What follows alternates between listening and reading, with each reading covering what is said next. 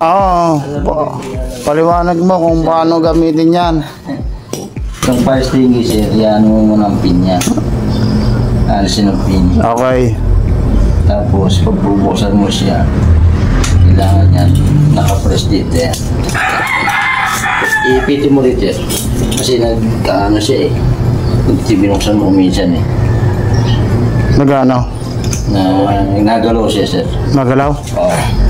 Malakas ang ano niya. Marami kasing uri ng fire extinguisher. Class A, Class B, Class C, Class D. Meron nang nagwa-wild. Meron nagwa-wild. At meron namang hindi. Ito naman hindi ito nagwa-wild. Nagwa-wild. Sa lahat ng uri ng apoy, pwede ito. Kasi dry powder yan. Class D, fire. Burning solids, liquids, and gases. Also known as ABC fires. Ito yung fire extinguisher na para sa lahat. Pwede sa Class A, sa Class B, Class C fires.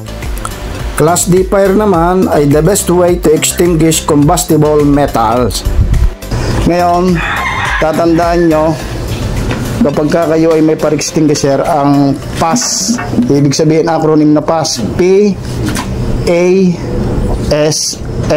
kumbaga PAS method. Pull the pin. Ibig sabihin, minsan kasi binabagsak ito. Mayroong yung gaya ng sinabi ko kanina para maputol yung pin. Ito naman, tatanggalin o kung nga ipuputulin. Yan. Pull the pin. Ano sunod? Anong pass? Aim the nozzle. Pagka natanggal mo na ito, ikaw ay aamba na. Kumbaga puporma ka na. Pagka natanggal mo na ito, laging dito ang hawak. Ang hawak mo nito dito. Hindi mo pwedeng hawakin yan. Pahampas yan kapag malakas ang pressure. Laging dito. Medyo dulo-dulo.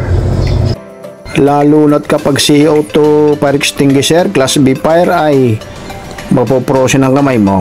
In the nozzle. And then squeeze the lever. And then swipe side by side. Husay. Kukunin mo na. Sa inyo ako eh. Ikaw, John. Pwede siya kasi. Pero noon. Pull the pin.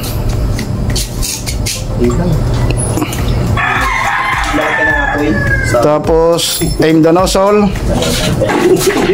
Squeeze the lever. Yan, maalasig ka kayo dyan. Okay. Ang isa pang S, sweep the floor side by side. Yan. Sa ilalim, yan. Ganyan lang. Kung sakaling may sunog, may fire extinguisher kayo, kuhanin nyo at patayin nyo.